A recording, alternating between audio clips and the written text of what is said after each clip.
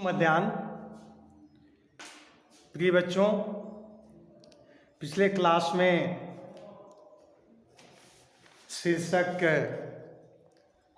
बढ़े चलो के अंतर्गत पाठ को नियमित करते हुए पाठगत बातों से आपको अवगत कराया था। आज पुनः पाठ को नियमित करते हुए पाठ के जो अन्य बात है उससे आपको अवगत कराऊंगा। पिछले क्लास में हम लोगों ने देखा था कि कवि हमें निरंतर आगे बढ़ने की प्रेरणा दे रहे हैं। विषम से विषम परिस्थितियों में भी हमें निरंतरता के साथ आगे बढ़ने की प्रेरणा निश्चित रूप से हमारे लिए एक उत्कृष्ट विचार है। हमें ऐसा करना भी चाहिए। कवि बिना अस्त्र शस्त्र के, बिना अनाज पानी वस्त्र के भी हमारा जो जीवन का पथ है, जिस रास्ते पर लक्ष्य के हेतु हम आगे बढ़ रहे हैं, निरंतरता से आगे बढ़ें। विषम से विषम मुसीबत भी यदि आए, विशाल पहाड़ भी आकर के मुसीबतों का खड़ा हो जाए, तो भी निरंतरता के साथ आगे बढ़ने की प्रेरणा हमें लेना चाहिए। इसके लिए हमारा तन भले ही बिखर जाए, लेकिन रुकना झुकना नहीं है, निरंतर आगे बढ़ना है। घटा का अभिप्राय है मुसीबत, कठिनाई, जटिलता, और इन विषम परिस्थितियों में भी आगे बढ़ने की सोच हमें रखना चाहिए। विष के रूप में यदि कालकूट भी हमें मिलता है, अमृत मान करके उसका सेवन करना और आगे बिना रुके बिना झुके बढ़ने की प्रेरणा प्रस्तुत पाठ से हमें प्राप्त होती है, मिलती है। कवि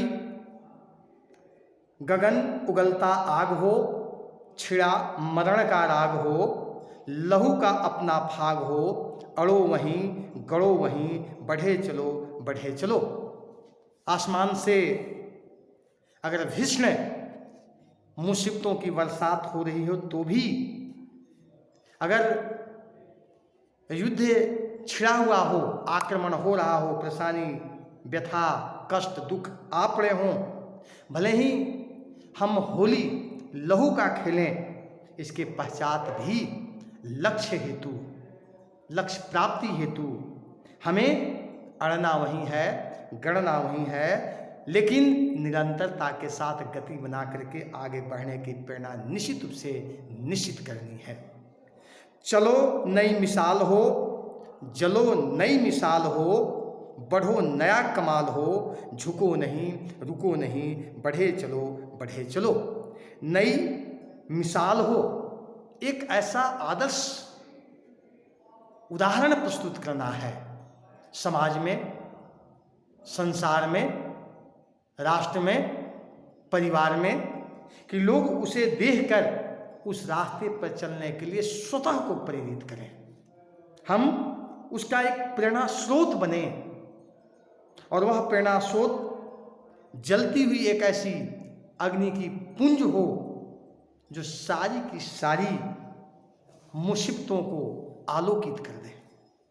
हम डरते कब हैं, रुकते कब हैं, जब हमें कुछ दिखाई नहीं पड़ता, लेकिन यदि मशाल जला दी गई, आदर्श उदाहरणों के द्वारा एक ऐसी आलोक फैला दिया गया कि जिसमें उस तिमिरता के खत्म होते ही सिर्फ और सिर्फ लक्ष्य जो निर्धारित है वह दिखाई दे, फिर डरने का, रुकने का, झुकने का कोई प्रश्न ही नहीं है।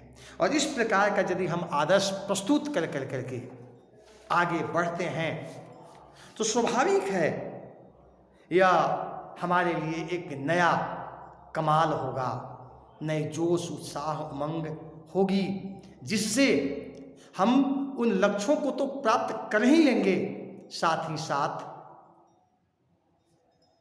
जो अन्य लोग हैं इन प्रेरणा से, इस प्रकार के जले हुए मशाल से स्वतः आगे बढ़ने के लिए प्रेरित होंगे। हमें जब कोई विघ्न आती है, बाधा आती है, तिमिरता जब हमें रोक लेती है, तब हम निश्चित रूप से कुछ कर नहीं पाते। लेकिन जब अंधकार खत्म हो गया, आलोक और प्रकाश ही प्रकाश है, तो फिर हम कैसे रुकेंगे, हम आगे बढ़ेंगे। इसलिए कभी बिना झुके, बिना रुके आगे बढ़ने के लिए हमें प्रेरित करता है। अशेष रक्त तोल दो, स्वतंत्रता का मोल दो, कड़ी युगों की खोल दो, डरो नहीं, मरो नहीं, बढ़े चलो, बढ़े चलो। हमारी जो स्वतंत्रता है, अनेक बलिदानों के पश्चात, अनेक आहुति के पश्चात प्राप्त हुई है। स्वतंत्रता संग्राम की लड़ाई की जब इतिहास हम पढ़ते हैं तो हम देखते हैं कि वास्तव में परिस्थितियां बड़ी विषम थी। पूरा का पूरा देश स्वतंत्रता हेतु अग्रसर था, स्वतंत्रता के रास्ते पर अग्रसर था, वह निरंतरता के साथ आगे बढ़ रहा था। लेकिन आज सही मायने में यदि पूछा और देखा जाए तो क्या हम उतने बलिदानी हैं जितने बलिदानी हमारे पूर्वज थे? उनके बलिदान का ही प्रतिफल है कि आज हम स्वतंत्र हैं। और वह स्वतंत्रता सुरक्षित, संरक्षित और संवर्धित करना हमारा परम धर्म है। उसके मूल्य को हमें समझना होगा। जिन पूर्वजों ने अपनी खून की आहुति दे करके स्वतंत्रता को अर्जित किया है, उसके प्रति यदि हम अपने स्वतंत्रता को सुरक्षित, संरक्षित और संवर्धित नहीं करते हैं, इससे बड़ा पाप, इससे बड़ा अपराध, इससे बड़ा अधर्म और कुछ नहीं हो सकता। इसलिए इस बात का ध्यान रखना है कि हर हाल में उस स्वतंत्रता के मूल्य को, आज़ादी की जो हमारा रूप है, उसको हम समझें। और जो रक्त को मैंने बहाया है और स्वतंत्रता पाई है, उस स्वतंत्रता के लिए हमें कुछ भी हो अपनी आहुति देना पड़े, लेकिन सुरक्षित, संरक्षित और संवर्धित करने का प्रण हमें आज अवश्य लेना चाहिए। साथ ही साथ कड़ी युगों की खोल दो। ऐसे भी जो पुरानी व्यवस्था है, जो जीर्ण शीर्ण चीज है, जो गली पचकी हुई वस्तु है, उसका अंततः परित्याग ही हमारा लक्ष्य होना चाहिए। हमारी जो व्यवस्था है, उस व्यवस्था में यदि कुछ ऐसे चीज आ गए हैं जो सड़ांध हो गए हैं, सड़ गए हैं, उन चीजों का परित्याग अवश्य करना चाहिए। जिस प्रकार से फटे पुराने कपड़ों का हम बड़ी सरलता से परित्याग करते हैं, उसी प्रकार से युगों की जो पुरानी व्यवस्था है जिस पर चलना असंभव है, उस प्रकार की व्यवस्था का बहिष्कार, परित्याग कर करके स्वतंत्रता, मौलिकता और उपयुक्तता के साथ वैश्य तत्व को स्वीकार करना चाहिए जो सामाजिक, पारिवारिक और व्यक्तिगत रूप में हमारे लिए अनिवार्य हो, आवश्यक हो। उन व्यवस्थाओं से हमारा कोई संबंध नहीं होना चाहिए। हमें निश्चित रूप से ऐसे तत्वों का परित्याग करने में ही भलाई है। कवि हमें यह बताने का प्रयास करते हैं कि जो पुरानी व्यवस्था है जिसमें सड़ांध आ चुकी है, उसका परित्याग करना मानवता का व्यवहार, विचार और संस्कार होना चाहिए, और उनकी और हमारी तरफदारी नहीं होनी चाहिए, बल्कि उसका परित्याग कर करके एक ऐसे मौलिक विचार पर आगे बढ़ने का प्रयास करना चाहिए जो लक्ष्य तक पहुंचने में हमें सुविधापूर्वक अपनी अहम भूमिका अदा कर सके। फिर कवि क्या कहता है? डरो नहीं, मरो नहीं। डरना नहीं है। और मरने का अभिप्राय क्या है? मरने का अभिप्राय है शारीरिक जो क्रिया है, शरीर जो हमारा है, यह पंच भौतिक जो तत्व है, इसका नष्ट होना तो स्वाभाविक है, नश्वर तो है ही।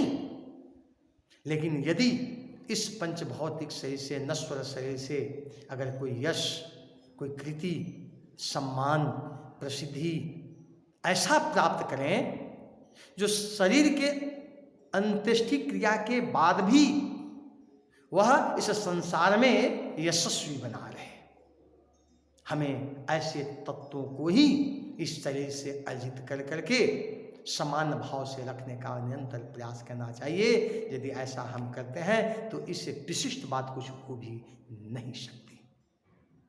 कवि पुनः हमें बताते हैं, बढ़े चलो बढ़े चलो, हमें रुकना नहीं है, झुकना नहीं है, निरंतरता के साथ आगे बढ़ने का प्रयास करना है और लक्ष्य तक पहुंचकर अंतिम रूप से उस ध्वज को लहराना है जिस पर विजय पताका की मुहर लगी हुई हो। इस रूप में आगे बढ़ते चलें, बिना रुके, बिना झुके, बिना मरे, बिना डरे, और हम निश्चित रूप से एक दिन विश्व का एक ऐसा व्यक्ति बनेंगे जो यशस्वी बन जाएंगे, कृति स्थापित कर पाएंगे। तो आज के लिए इतना ही। अगले क्लास में अन्य बातों को नियमित किया जाएगा। धन्यवाद।